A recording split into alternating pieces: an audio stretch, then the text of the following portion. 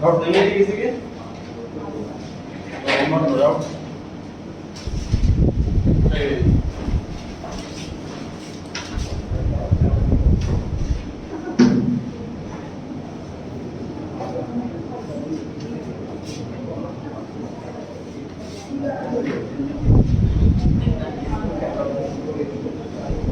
Sir partnership act 1932 में जब reconstitution हो कितनी बातें लिखी हैं जो हमें अकाउंटेंट को फॉलो करनी पड़ रही हैं।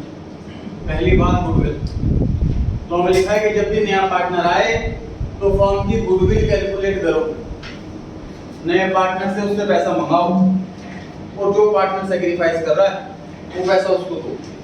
ये कैलकुलेशन हमने सीख ली। दूसरी बात लिखी है लॉ के अंदर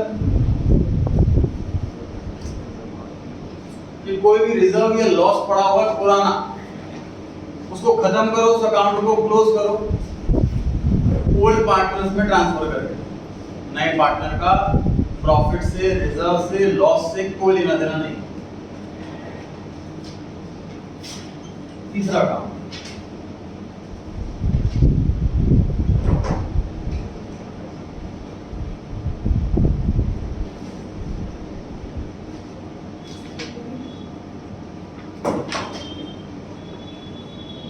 revalue assets and reassess liabilities। तुमने क्या चीज है sir? 11th class chapter number 2 difference between AS and IFRS। इसमें एक डिफरेंस ध्यान होगा आपको। AS वाले कहते हैं कि कॉस्ट कॉन्सेप्ट और ये कहते हैं फेयर मार्केट वैल्यू कॉन्सेप्ट। मैं इस टॉपिक को क्यों छेड़ रहा हूं यहाँ पर, उसके पीछे लॉजिक पर आऊंगा, सुनना ध्यान से। सर प्रॉपर्टी खरीदी हमने ऑफिस में, बिल्डिंग में, हम ऑफिस में काम कर रहे हैं, उसके लिए फैक्ट्री के लिए ऑफिस के लिए बिल्डिंग खरीदी है, सपोज 50 लाख रुपए की। आफ्टर 5 इयर्स उस 50 लाख की वैल्यू बढ़ करके 1 करोड़ रुपए हो जाती है। अब उसे 50 लाख पर दिखाएं कि 1 करोड़ पर दिखाएं। तो इंडियन एएस का ये कहना है कि जब आपको बिल्डिंग बेचनी ही नहीं है, आपको तो बिजनेस करना, तो मार्केट वैल्यू देखी क्यों रही हो? कॉस्ट को रिकॉर्ड करो, कॉस्ट को भी इनफैक्ट घटाते रहो डेप्रिसिएशन से। इंडियन एएस तो ये कहता, वो भी गलत क्यों नहीं। आईएफआरएस क्या कहता है कि भैया हमारे इन्वेस्टर्स बहुत है, इन्वेस्टर्स हमारी बैलेंस शीट देख करके, हमारे फाइनेंशियल्स देख करके, हमारा पीएनएल देख करके पैसा लगाते हैं। हमारी बिल्डिंग मार्केट में 1 करोड़ की और हम दिखाएं 40 लाख 30 लाख की, तो हमारी तो वैल्यू डाउन हो जाएगी। और अगर हम 1 करोड़ का दिखा रहे हैं तो क्या गलत कर रहे हैं? कोई झूठ थोड़ी ना दिखा रहे हैं, इससे हमारे इन्वेस्टर्स अट्रैक्ट होंगे, कोई झूठ भी नहीं दिखा रहे। तो हम तो 1 करोड़ पर दिखाएंगे, फिर मार्केट वैल्यू पर दिखाएंगे, उनका व्यू भी गलत नहीं। तो यूएस में ऐसा होता है कि मार्केट वैल्यू पे एसेट दिखाते हैं, इंडिया में ऐसा होता है कि कॉस्ट पे एसेट दिखाते हैं। जैसे इंडिया में सीए होता है, चार्टर्ड अकाउंटेंट, अकाउंट्स की सबसे बड़ी डिग्री, और यूएस में सीपीए होता है, सर्टिफाइड पब्लिक अकाउंटेंट। काफी इंडियंस सीए करने के बाद सीपीए भी करते हैं। सीपीए हम घर बैठे कर सकते हैं इंडिया से ही, सिर्फ एग्जाम देने यूएस जाना होगा। उसे करने से फायदा क्या होता है? तो सर हमारे पास अपॉर्चुनिटी मिल जाएगी कि हम यूएस में जाकर के सेटल हो सकते हैं, फॉरेन का क्रेज होता है आज की जनरेशन। दूसरा कि इंडिया में भी बहुत बड़ी बड़ी फर्म्स ऐसी हैं जिनके पास यूएस के क्लाइंट, तो वहां पर हमें मतलब प्रायोरिटी मिल सकती है जॉब में अगर हमने सीपीए भी कर रखी है। सर ऐसा क्यों है कि अमेरिका वाले मार्केट वैल्यू को ज्यादा प्रेफरेंस दे रहे हैं, कॉस्ट को कम प्रेफरेंस दे रहे हैं? इंडिया में सिर्फ 4% लोग,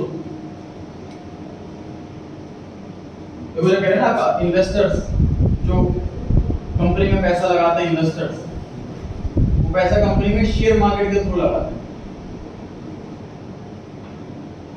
इंडिया में करीब 4% लोग ही शेयर मार्केट में पैसा लगाते हैं और यूएस में 50% प्लस।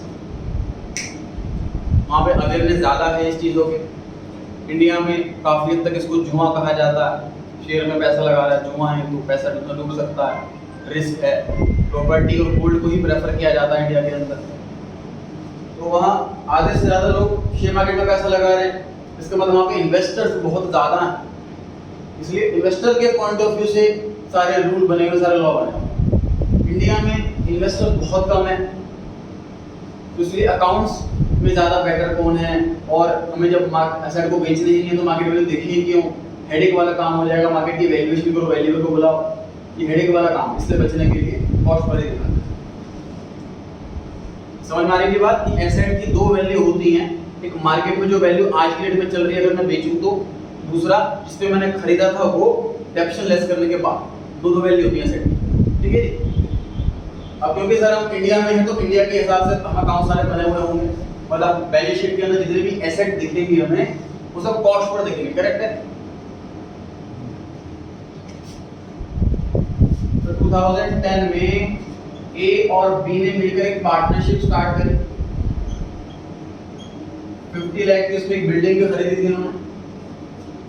अब 2022 चल रहा है, इसकी मार्केट में वैल्यू 1 करोड़ रुपए हो गई, मार्केट में वैल्यू, ये मार्केट वैल्यू, लेकिन इसकी वैल्यू बैलेंस शीट में कितनी है, 40 लाख या 30 लाख, 50 लाख की कॉस्ट थी, डेप्रिसिएशन लेस करते रहे, 12 सालों बाद इसकी वैल्यू कितनी बची, 30 लाख बची। बैलेंस शीट में 30 लाख है, लेकिन मार्केट में इसकी वैल्यू 1 करोड़ है, ठीक।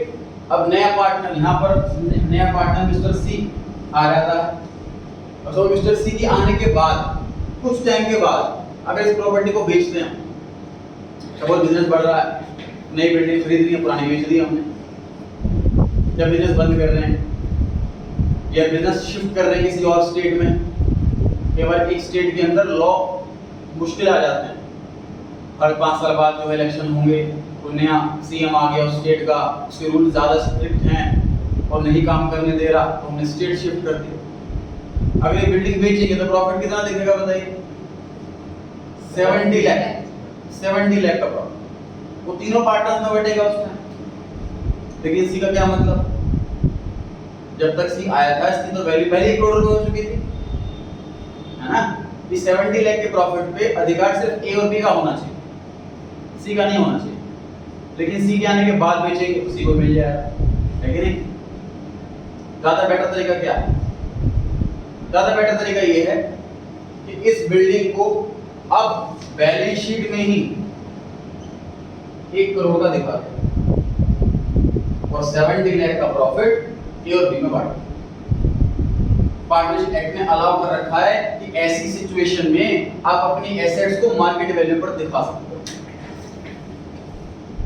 एडमिशन की सिचुएशन में, रिटायरमेंट की सिचुएशन में, डेथ ऑफ अ पार्टनर की सिचुएशन में, change in profit sharing ratio की सिचुएशन में आप अपनी एसेट्स को मार्केट वैल्यू पर दिखा सकते हैं। पार्टनरशिप एक्ट लॉ ने अलाउ कर रखा है। तो आज इस टॉपिक में यही सीखने वाले हैं सर कि कॉस्ट हमारी बैलेंस शीट में बिल्डिंग 30 लाख की है और मार्केट में इसकी वैल्यू 1 करोड़ रुपए हो गई है।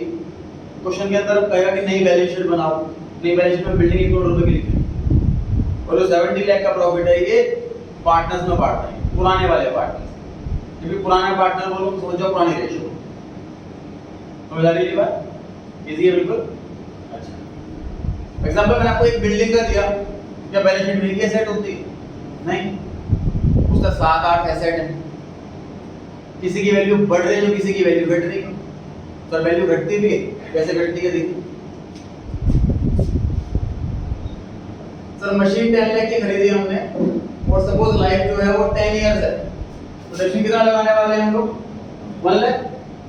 मतलब 1 साल के बाद ये बैलेंस शीट में कितनी दिख रही होगी? 9 लाख। 9 लाख की दिख जाएगी मार्केट में, लगता है आपको?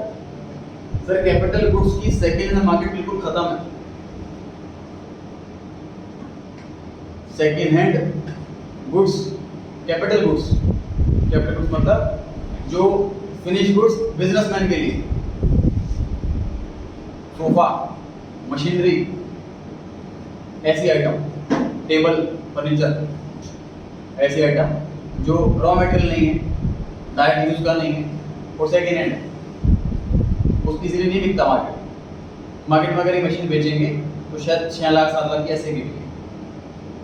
तो एसेट की वैल्यू घट भी सकती है और बढ़ भी सकती है, प्रॉफिट भी होगा 3-4 बार, शायद 3-4 बार लॉस भी होगा, ठीक बात है। तो सर देखो ध्यान दो, 11th क्लास में सर ट्रेडिंग पी&एल क्यों बनाया हमने? अकाउंटिंग इक्वेशन चैप्टर में याद क्या करते थे? अकाउंटिंग इक्वेशन चैप्टर के अंदर सैलरी पे करी तो क्या करते थे? 11th क्लास में अकाउंटिंग इक्वेशन चैप्टर के अंदर अगर सैलरी पेड लिखा हो तो कहाँ प्लस माइनस करते हैं बताओ तो? कैश में से माइनस और कैपिटल में से माइनस। अकाउंटिंग इक्वेशन में होती थी asset equals to liability plus capital. Expense income होता ही नहीं था, इनकम है तो कैपिटल में प्लस कर दो, एक्सपेंस है तो कैपिटल में माइनस कर दो, ये सिस्टम था। उस चैप्टर में ये सिखाया गया कि अल्टीमेट इंपैक्ट क्या पड़ता है हर एक ट्रांजैक्शन, वो चैप्टर का पर्पस ही। लेकिन हम कभी ऐसे डायरेक्ट रूप से जाते ही नहीं। जैसे मान लो आपको सपोज सीए करनी है, वो कह रहे हैं 12th की मार्कशीट लाओ, तो इतना डायरेक्ट 12th करोगे आप, करो तो फर्स्ट से स्टार्ट। सेम कॉन्सेप्ट है सर कि सो जो भी इनकम एक्सपेंस होते हैं वो हम डायरेक्ट में कैपिटल में एड लेस नहीं करते हैं, पहले ट्रेडिंग अकाउंट में डालते हैं, उसके बाद फिर पी&एल अकाउंट में डालते हैं, उसके बाद सब कुछ एड लेस होने के बाद जो फाइनल प्रॉफिट या लॉस आए उसे डालते हैं कैपिटल अकाउंट के अंदर। सेम चीज मैं यहाँ बताना चाह रहा हूँ आपको कि सर 5-6 बार प्रॉफिट होगा या 5-6 बार लॉस होगा, ये दोनों का कॉम्बिनेशन होगा। हम एक प्रॉफिट को कैपिटल में डालो फिर दोबारा प्रॉफिट कैपिटल में डालो, ऐसा काम नहीं करेंगे। हम पी&एल अकाउंट की तरह ही एक सेपरेट अकाउंट खोलेंगे। पी&एल अकाउंट में क्या होता है सर? क्रेडिट साइड में इनकम आती है, डेबिट साइड में एक्सपेंस आते हैं या लॉस आते हैं या प्रॉफिट आता है, ये होता है पी&एल अकाउंट के अंदर। ग्रुप ऐसे अकाउंट बनाने वाले हैं। मुझे बताओ बिल्डिंग का जो था 30 लाख वाली 1 करोड़ की हो गई, वो मैं किस साइड लिखूं? Credit side, income side. कितना अमाउंट लिखूं? 30 लाख की 1 करोड़? 70 लाख, कितना लाख? प्रॉफिट 70 लाख है ना? 30 लाख की कॉस्ट है, मार्केट में 1 करोड़ की हो गई, प्रॉफिट तो 70 लाख की हुआ।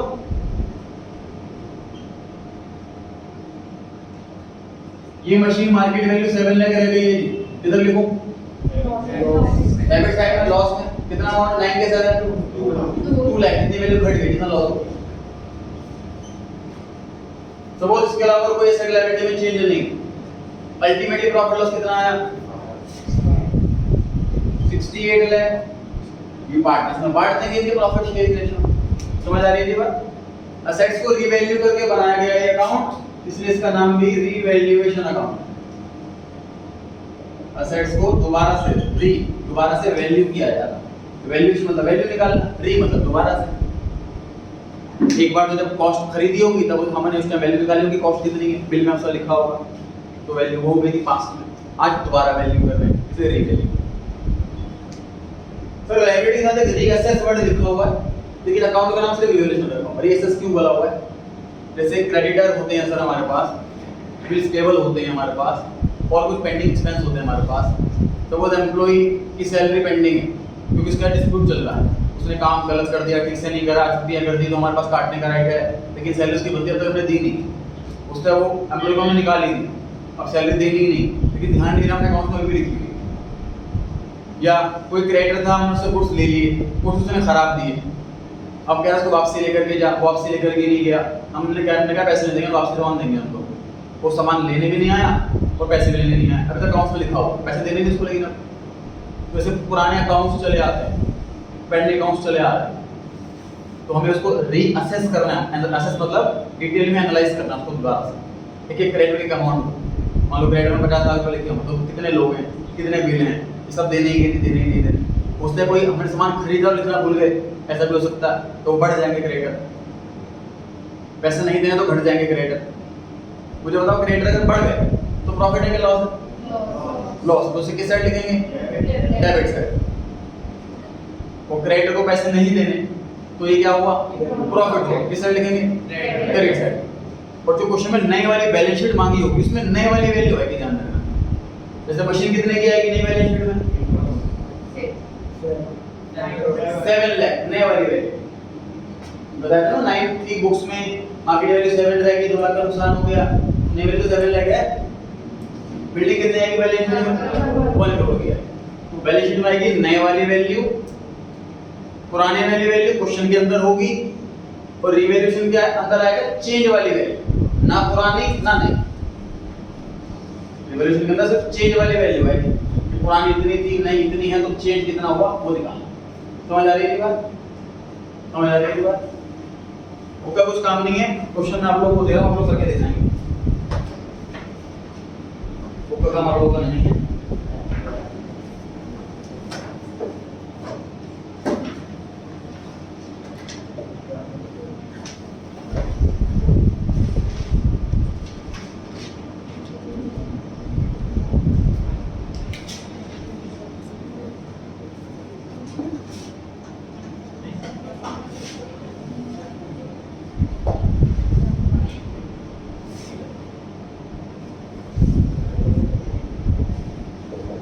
बैलेंस शीट में दे रखी है सर मशीनरी 15,000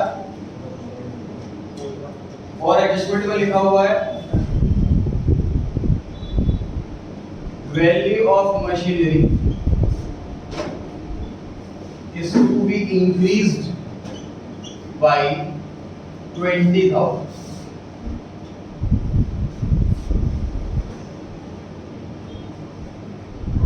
ट्राई करें, दिमाग लगाएं। बैलेंस शीट के अंदर दिया हुआ है मशीनरी 15,000, एडजस्टमेंट में लिखा हुआ है value of machinery is to be increased by 20,000। अब लोगों ने बताना है कि रिवैल्यूएशन में किस साइड लिखना है, कितना अमाउंट लिखना है, बैलेंस शीट में किस साइड लिखना है, कितना अमाउंट लिखना है, ये आप लोगों ने ट्राई करना है। इसको लगता है कि मुझे दोनों आंसर मालूम है, नहीं हैंड रेज कर दे, बताइए। रिवैल्यूएशन में किस साइड लिखूं? Credit side. कितना अमाउंट लिखूं? 20,000। बैलेंस शीट में किस साइड लिखूं? सर डेबिट साइड नहीं होती बैलेंस शीट में, एसेट साइड। कितना अमाउंट लिखूं? सर 35,000। समझे? ध्यान से, ध्यान से। 15,000 की पुरानी मशीन की वैल्यू थी, पुरानी वैल्यू कभी आंसर में नहीं आएगी। कुछ में लिखा है 20,000 रुपए से इंक्रीज करो, ये चेंज वाला अमाउंट दे रखा, इंक्रीज वाला अमाउंट दे रखा, चेंज वाला अमाउंट ही रिवैल्यूएशन में आना। और एसेट की वैल्यू बढ़ रही है, ये प्रॉफिट वाली बात है, इसीलिए क्रेडिट साइड में आना। 15,000 की एसेट 20,000 से बढ़ गई, तो नए वाली वैल्यू कितनी हो गई? 35,000। इसे 35,000 रुपए बैलेंस शीट में आया है, बैलेंस शीट में नए वाली वैल्यू आती है। मशीनरी क्योंकि एसेट होती है, इसलिए हमने इसको एसेट साइड में लिखा। क्लियर सबको? चेंज देखिए ध्यान से, मैं बाई की जगह 2 लिख रहा हूं, इसको लगता है उसको आंसर मालूम है, नहीं हैंड रेज करें। बताएं sir revaluation making machine given 1 second 5,000। Sir इसका 20,000। परफेक्ट आंसर है जी। छोटे से 2 और 22 से कितना फर्क पड़ जाता है? 15,000 की एसेट है, क्वेश्चन कह रहा है इसे बढ़ाओ 20,000 तक, 2 से क्या फर्क पड़ गया? ठीक है, 2 से फर्क क्या पड़ गया कि 20,000 तक बढ़ाना है, ऐसा लिखा है क्वेश्चन के अंदर। तो 15 की चीज 20 तक बढ़ानी है, तो एक्चुअल में जो चेंज वाला अमाउंट है तो 5,000 ही हुआ, तो रिवैल्यूएशन में सिर्फ 5,000 ही आया और नए वाला बैलेंस शीट में आया। मतलब सर एक चीज याद कर सकते हैं कि अगर y लिखा हो तो वो वाला अमाउंट रिवैल्यूएशन में लिखना है, अगर 2 लिखा हो तो वो वाला अमाउंट बैलेंस शीट में लिखना है। y वाला अमाउंट क्योंकि चेंज वाला अमाउंट होता है तो रिवैल्यूएशन में आएगा, 2 लिखा हो तो वाला अमाउंट नए वाला अमाउंट होता है वो बैलेंस शीट में आएगा। समझ आ रही है बात?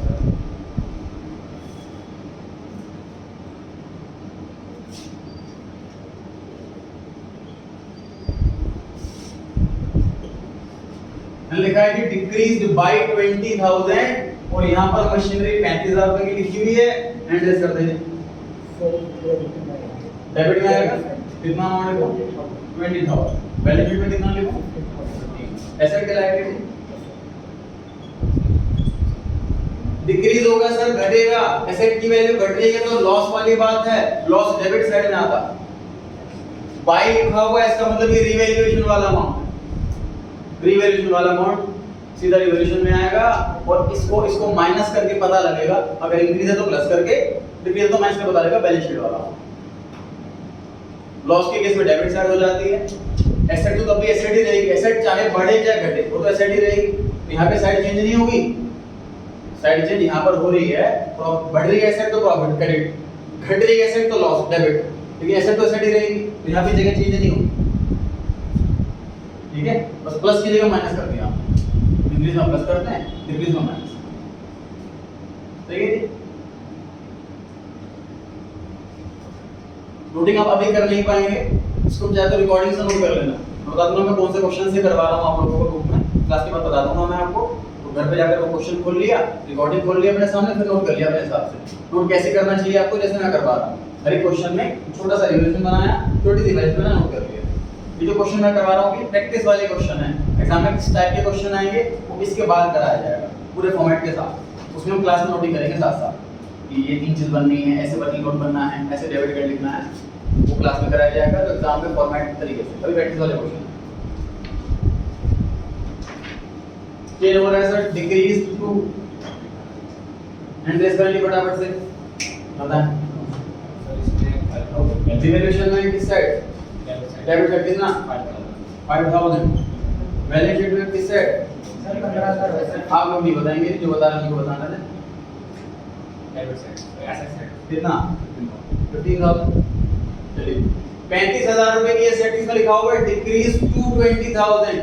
2 वाला जो अमाउंट होता है वो कहां आता है, जब भी 2 वाला अमाउंट दिख जाए तो मतलब वो बैलेंस शीट वाला अमाउंट, बाई दिख जाए तो रिवैल्यूएशन वाला अमाउंट, 2 दिख जाए तो बैलेंस शीट वाला अमाउंट। तो ये 2 लिखा हुआ है, इसका मतलब बैलेंस शीट में 20000। सही है जी। अब हमें ये वाला अमाउंट कैसे निकालें, तो क्वेश्चन दे नहीं रखा, जो इन दोनों का डिफरेंस है वो रिवैल्यूएशन है। 35 की एसेट 20 की रह गई, मतलब 15000 रुपए का लॉस। फिर हो गई बात इजी है बिल्कुल। क्वेश्चन 8 मार्क्स एग्जाम में आता है, उसमें से 3 नंबर रिवैल्यूएशन अकाउंट के होते हैं। 8 मार्क्स में हमें 3 चीजें बना के देनी होती है, revaluation account, partners capital account, balance sheet. और चीज ध्यान रखें, रिवैल्यूएशन का आंसर जाता है पार्टनर्स कैपिटल के अंदर, पार्टनर्स कैपिटल का फिर आंसर कैलकुलेट होकर के जाता है बैलेंस शीट के अंदर।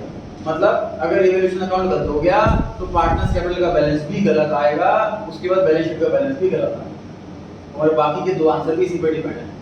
और ये वाला अकाउंट 4 चैप्टर का बनना है, changing ratio, admission, retirement.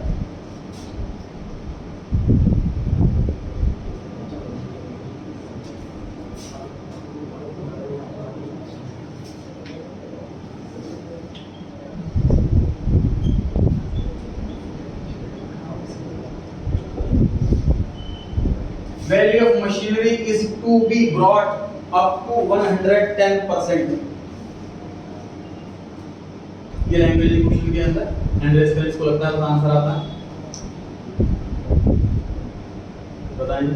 Sir revaluation account में क्रेडिट में 1000 आएगा और सर बैलेंस शीट में मिल जाएगा। सही है। 10,000 रुपए की एसेट को 110% पे लेके जाना है सर, सिंपल सी बात। 10,000 का क्वेश्चन कह रहा है कि 110% कर दो, इसको सॉल्व कर लो, 11,000 रुपए आएगा। क्वेश्चन लिखिए ना बच्चे 110%, वो भी कैलकुलेट कर लो, सिंपल सी बात है। ये आ गया 11,000। अभी ये 11,000 रिवैल्यूएशन में लिखेंगे, बैलेंस शीट में लिखेंगे, यहाँ पे 2 लिखा हुआ है, 2 वाला बैलेंस शीट में आता, 11,000 का बैलेंस शीट में आएगा। 10 की एसेट 11 की हो गई, 1,000 रुपए से बड़ी है, 1,000 रुपए का प्रॉफिट है, क्रेडिट साइड।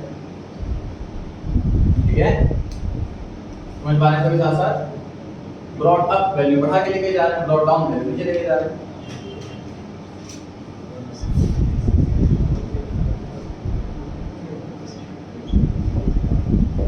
पहले ध्यान से इसमें फटाफट बताएं। सर रिवैल्यूएशन में डेबिट साइड 1000 और सर बैलेंस शीट में 9000। सही है। इसमें भी क्या काम करना है आपको, 10,000 का क्वेश्चन बोला 90% कर दो, तो 90% कर लेते हैं। ये 9,000 रुपए आ रहा, यहाँ पे 2 लिखा हुआ है तो ये बैलेंस शीट वाला अमाउंट है, 9,000 बैलेंस शीट में लिख दिया। 10 की एसेट 9 की रह गई, 1,000 रुपए का नुकसान हो गया, नुकसान डेबिट साइड में आता है। ध्यान रहे, चेंज वाला अमाउंट रिवैल्यूएशन में और नए वाला amount balance sheet.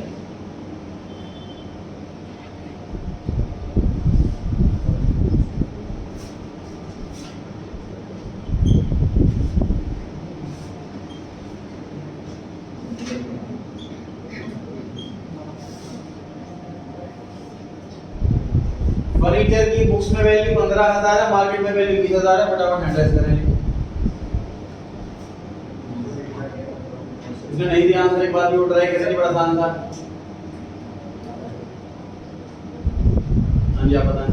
Sir, 5,000 evaluation with credit side, 20,000 balance sheet.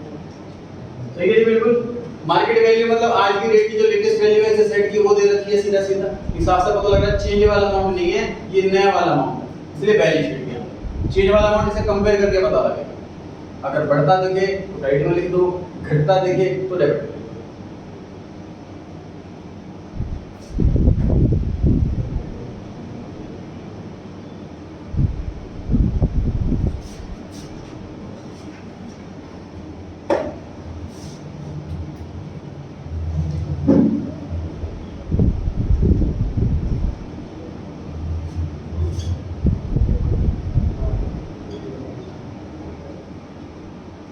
Balance sheet के अंदर फर्नीचर दिया हुआ 20,000 रुपए।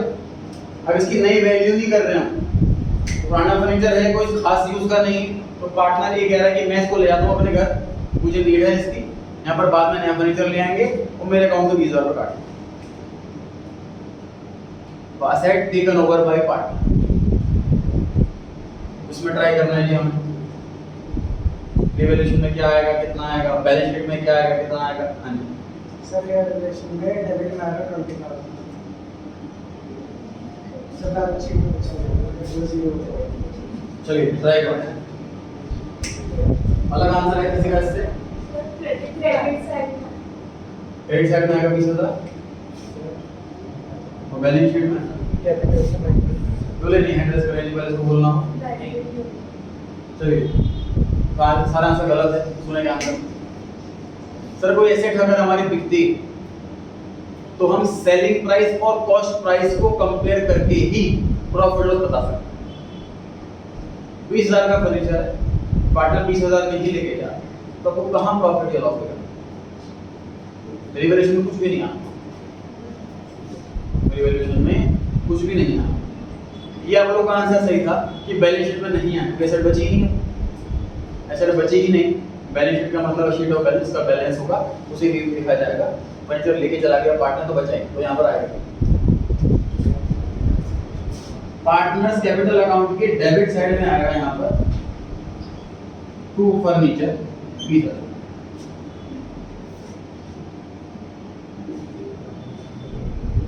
अगर पार्टनर्स कैपिटल अकाउंट का रूल होता है debit the receiver credit the giver, तो यहाँ पर मुझे बताइए पार्टनर रिसीवर है कि गिवर?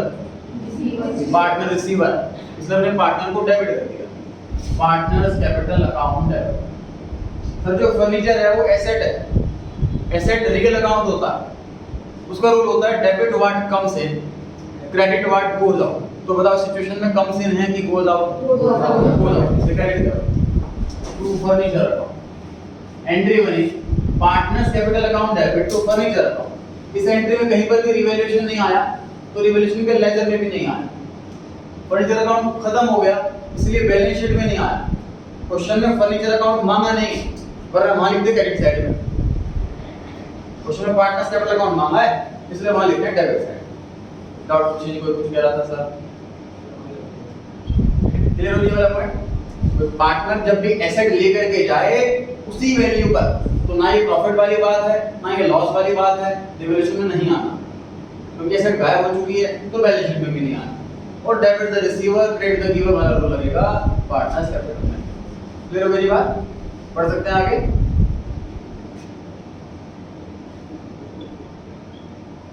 अब चेंज हुआ है 20,000 का फर्नीचर पार्टनर 25,000 में लेके जा रहा है। कैलकुलेशन लगाया माइंड में, इंस्टेंट आंसर ला दे। आंसर सही होना चाहिए, हो सकता है कि तीनों जगह आए, हो सकता है दो जगह आए, हो सकता है एक जगह आए। कैलकुलेशन कर लीजिए माइंड में अच्छे से, फिर हैंड रेस करना जिसको लगता है उसको आंसर आता।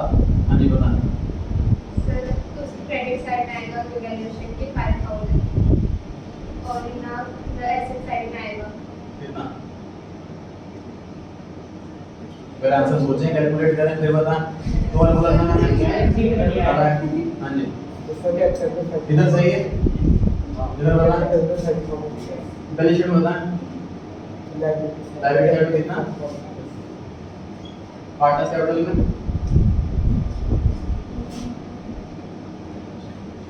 तो पार्टनर्स के टाइम खत्म हो गया आपका।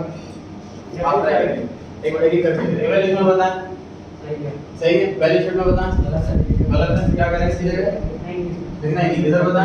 क्रेडिट साइड क्रेडिट साइड कितना? 5000। इससे अलग और किसी का आंसर तो हैंड रेस करे, बोले नहीं इसे हैंड रेस करना। सर यहाँ पे डेबिट में 25,000 डेबिट में 25000 नहीं है। और बाकी balance sheet okay, duration okay, ये आंसर सही है।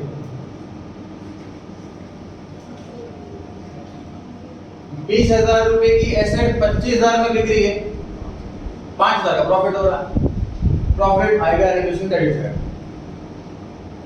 फर्नीचर एक ही था, पार्टनर ले गया, फर्नीचर बचा ही नहीं है, बचा ही नहीं तो बैलेंस शीट के अंदर आएगा क्यों? बैलेंस में फर्नीचर नहीं आया। पार्टनर फर्नीचर लेकर के अपने घर जा रहा, debit the receiver, debit the receiver. Agreed value 25,000 है, 25,000। इसकी एंट्री सोचिए क्या बनेगी? Partners capital account debit 25 to furniture 20 to revaluation 5। Profit 5,000, asset गायब 20,000 की और डेबिट द रिसीवर 25,000। ठीक है, फिर दोबारा देखो।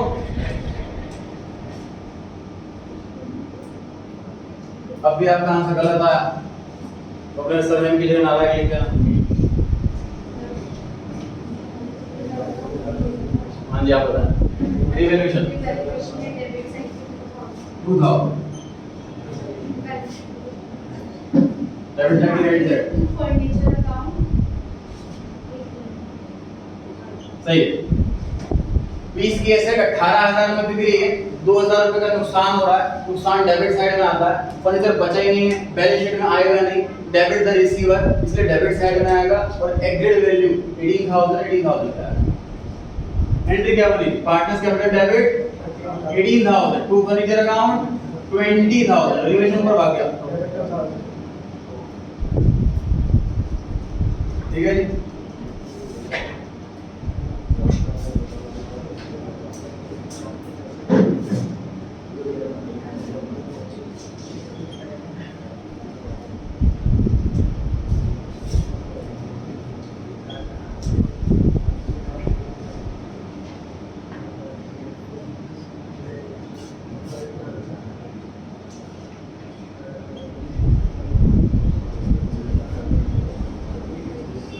चैलेंजिंग क्वेश्चन आ गया है। सर एंड के बाद 1/3 furniture took over by the partner A at 22,000 and balance revalued at 58,000। Instant answer नहीं चाहिए जी, करेक्ट आंसर चाहिए। चाहे तो छोटी मोटी नोटिंग कॉपी पे कर लें, फिर हैंड रेज करें।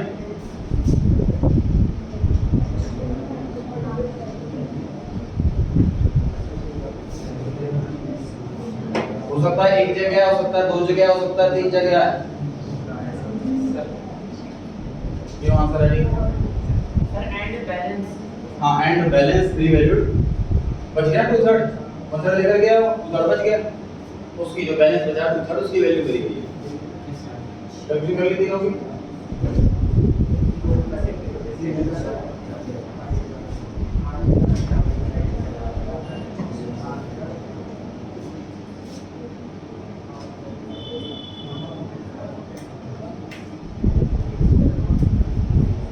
यहाँ हाथ रिवैल्यूएशन अकाउंट में क्रेडिट साइड कितना? 2,000 बैलेंस शीट में सर साइड 50,000 ऐसे कर दें। 3,000 और डेबिट साइड सर 50,000 हो गया आंसर। आप बताएं। सर डेबिट में 3,000, डेबिट में 3,000, यहाँ पे 22,000,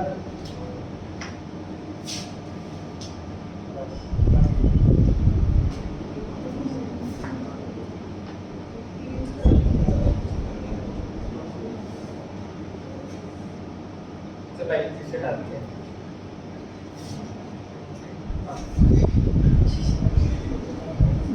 सर रिवैल्यूएशन अकाउंट में क्रेडिट में आएगा 5,000 सर बैलेंस शीट में 58,000 और यहाँ पर टिक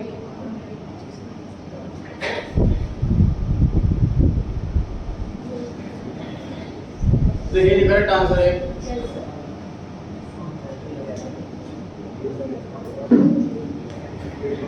समझे ध्यान से। टोटल फर्नीचर 75,000 का, पार्टनर लेकर के गया सिर्फ 1/3, कितना हुआ जनरल का 1/3? 25,000 और बैलेंस कितना बचा? 50। ये वाला कितने में बिका? 20,000 प्रॉफिट के लॉस कितना? 3,000 इसकी नए वाली वैल्यू कितनी? 8,000 प्रॉफिट के लॉस कितना? 3,000 रुपए का लॉस है और 8,000 का प्रॉफिट है, तो अल्टीमेटली 5,000 का प्रॉफिट। 3,000 रुपए का लॉस, 8,000 रुपए का प्रॉफिट, अल्टीमेटली 5,000 रुपए का प्रॉफिट। बैलेंस शीट में जो बचा है वही आएगा। ये वाला तो बिक गया, ये वाला बच गया और नए वाली वैल्यू आएगी 58,000। Debit the receiver, partner fund लेके जा रहा है, रिसीवर है, डेबिट करो। डेबिट कौन से अमाउंट से करो? एग्रीड वैल्यू 22,000 जो सेलिंग प्राइस। सिंपल सी बात सर, 10,000 के गुड्स का मैं अपने डेटर को 12,000 में बेचता हूं, डेटर को 12,000 से डेबिट करता हूं तो मेरा सेलिंग प्राइस, या 10,000 के गुड्स में 8,000 में बेच रहा हूं तो भी डेटर को 8,000 से डेबिट करूंगा जो मेरा सेलिंग प्राइस है। जिस टाइम हमारा डेटर मैं उसको सेल कर रहा हूं, सेलिंग प्राइस से डेबिट कर रहा हूं।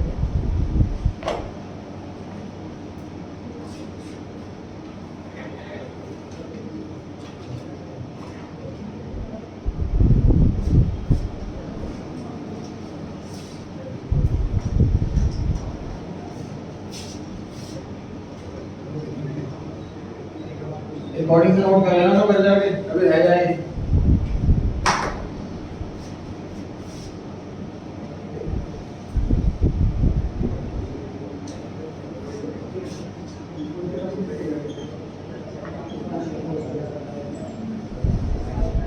Machinery is to be reduced by 45,000। बड़ा सिंपल सा है, तो याद आना चाहिए, बड़ा आसान सा क्वेश्चन है।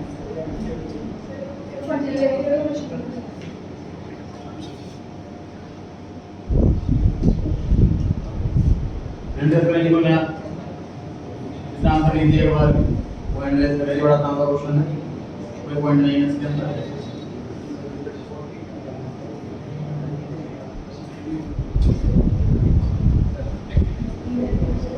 एंट्रेंस करेंगे बड़ा कर नया बच्चा, इसके बाद आंसर नहीं दिया।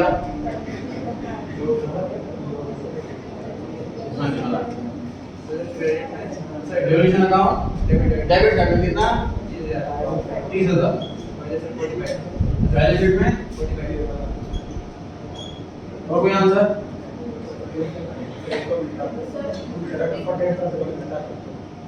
हाँ जी आवाज इंटरचेंज कर दो अमाउंट।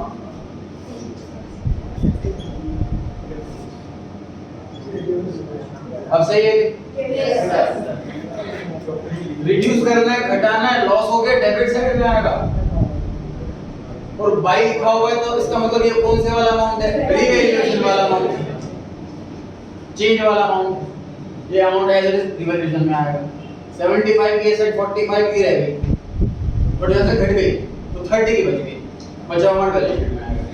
ये रही बात। तो 2 और बाई बड़ा अलर्ट होकर पढ़ना है।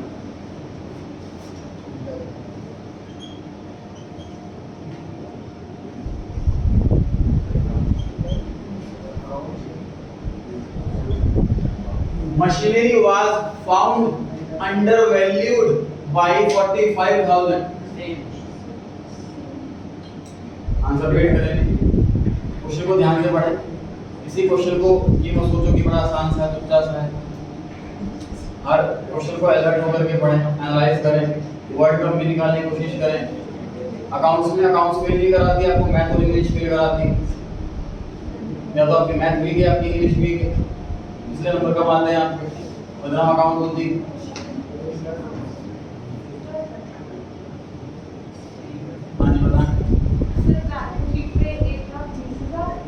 बैलेंस शीट में 1,20,000।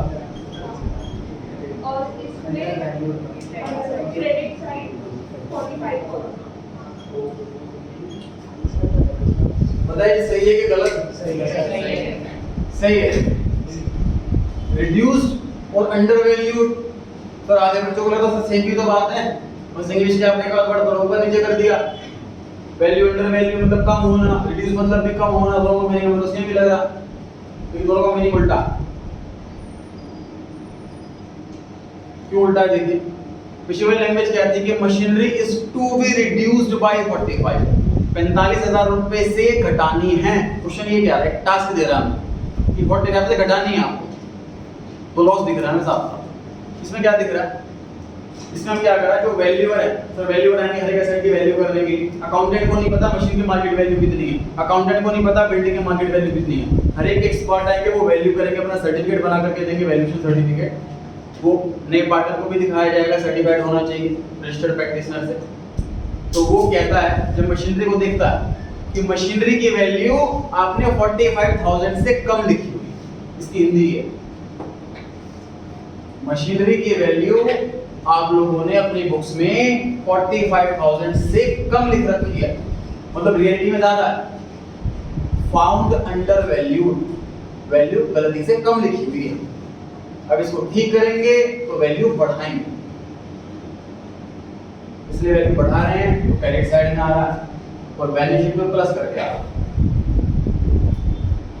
तो अंडर वैल्यू का मतलब ये नहीं है कि घटानी है वैल्यू, अंडर वैल्यू का मतलब ऑलरेडी गलती से घटा रखी है, गलती से कम लिखी हुई है, इसको सही वैल्यू पे लिखना है, बढ़ा करके लिखना है, ये मतलब है। अंडर वैल्यू वाले में बड़ा अलर्ट हो जाएंगे, ध्यान रखें, जल्दबाजी में आंसर नहीं देना इसका।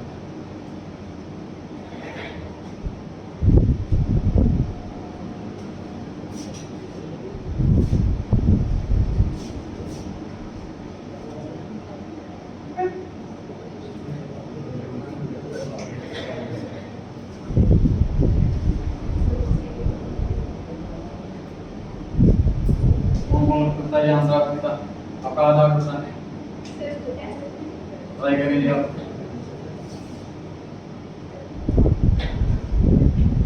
सर 45,000 डेबिट साइड में आ जाएगा और बैलेंस शीट में 230,000। सही है जी। अब और वैल्यू का मतलब क्या है कि वैल्यूअर जब आया तो उसने देखा कि हमने बुक्स में ज्यादा वैल्यू लिखी हुई है, 45,000 से वैल्यू ज्यादा लिखी हुई है, एक्चुअल में कम है मतलब। अब हमें घटानी, घटा रहे हैं तो लॉस है, रिवैल्यूएशन की डेबिट साइड में लिख दिया हमने। 75 में हम 45 घटाएंगे तो 30 बचेगा, बैलेंस शीट में 30 आ। तो सर हम याद कर लीजिए, अंडर वैल्यूड वाले में बढ़ानी है, ओवर वैल्यूड वाले में घटानी है, हमें ये काम करना है, उल्टा करना है, इसे याद करो।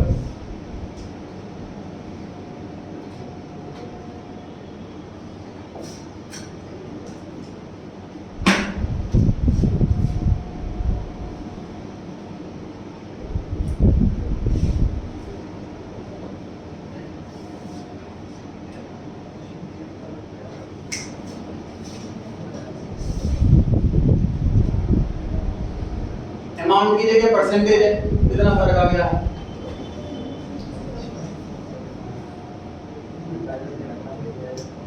सर क्रेडिट में आया, क्रेडिट में 45 डबल सीट और सही इधर आएगा 49,000। गलत है आंसर, किसी का कोई और आंसर माइंड में तो बताना। हाँ जी, तो आप आंसर में तो बाद में फ्री करूंगा। बैलेंस शीट में आएगा 40,500।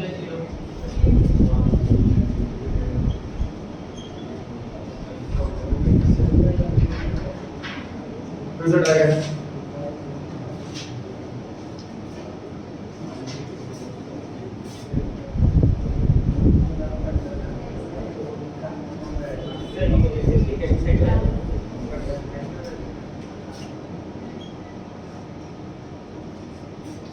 और ट्राई करें।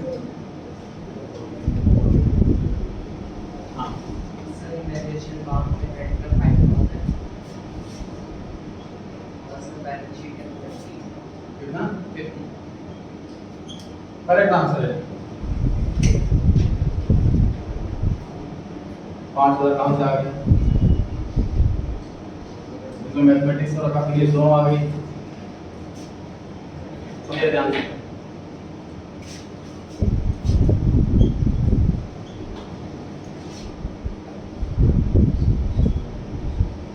तो 2 लाख रुपए सैलरी किसी की, और इस बार सैलरी में बॉस ने 10% घटा दी। वो कहता है जी कोविड है, काम वाम कम चल रहा है, तो को 10% घटी हुई सैलरी मिली। सैलरी कितनी मिली? कितनी मिली? ठीक, अब मैं ये वाला अमाउंट गायब कर देता हूँ, ये वाला अमाउंट गायब कर देता हूँ, और आपसे कहता हूँ कि सैलरी बताओ कितनी। तो आप क्या 1,80,000 का 10% करके 18,000 लिखेंगे? गलत आंसर नहीं आ जाएगा,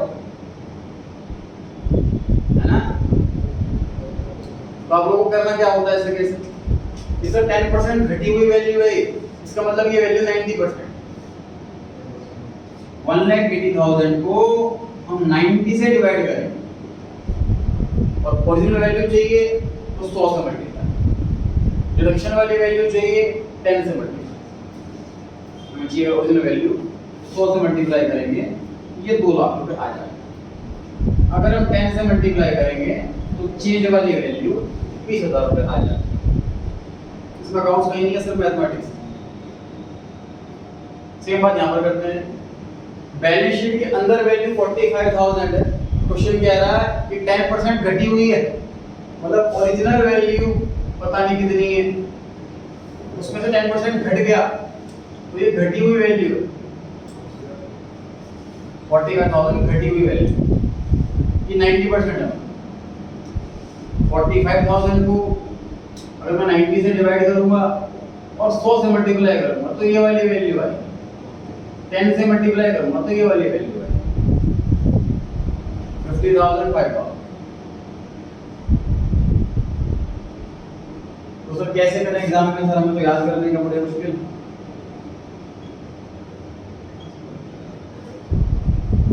बैठने वाले बच्चे ध्यान दें। Multiply by 100 divide by 100 minus rate. 10% है तो मल्टीप्लाई में 100 रहेगा, और नीचे 100 माइनस 10 मतलब कि 90 हो जाएगा। 20% है तो नीचे 80 हो जाएगा, 15% है तो नीचे 85 हो जाएगा।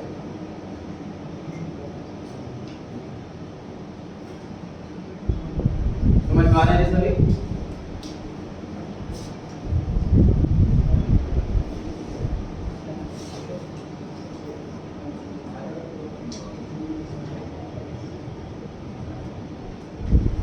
ट्राई करिए सर, कुछ सही होगा। आंसर बोले नहीं, सॉल्व करके रखिए अपने पास। सारे परफेक्ट वगैरह भी दे रखे हैं बुक्स में, मैंने ग्रीन कलर से लिखे हुए अलग से, आपको ध्यान रखेंगे।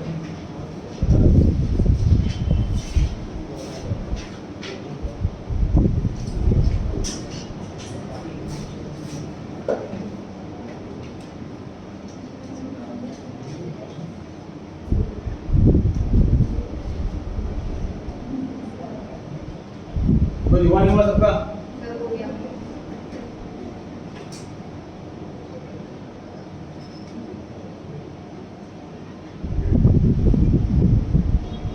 बताओ सर बैलेंस शीट यहाँ पे डिसाइड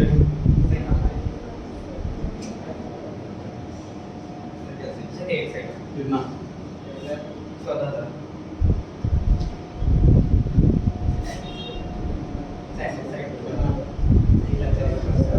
1 लाख 40,000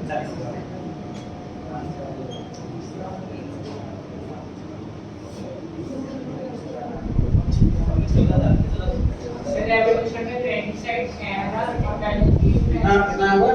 6,000। Balance sheet में से एक side 20,000 था। सही। 14,000 बुक वैल्यू लिखिए, divide by 100 minus rate multiply by 100। इससे निकलेगा हमारा original amount 14,000 divide by 70 into 100, ये आ गया 20,000, जो बैलेंस शीट में लिखना। बॉडी की एसेट 20 की बन गई, 6000 रुपए से इंक्रीज हो गई, 6000 रिवॉल्यूशन अकाउंट डेबिट साइड। इसको डाउट है, समस्या है तो पूछें इसको।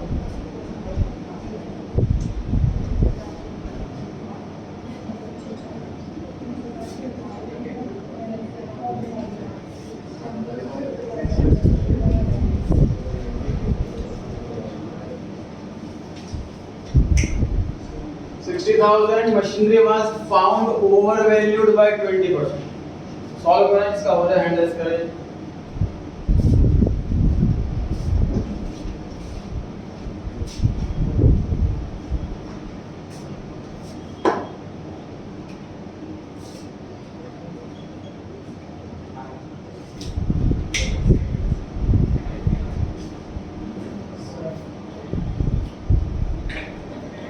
बताएं।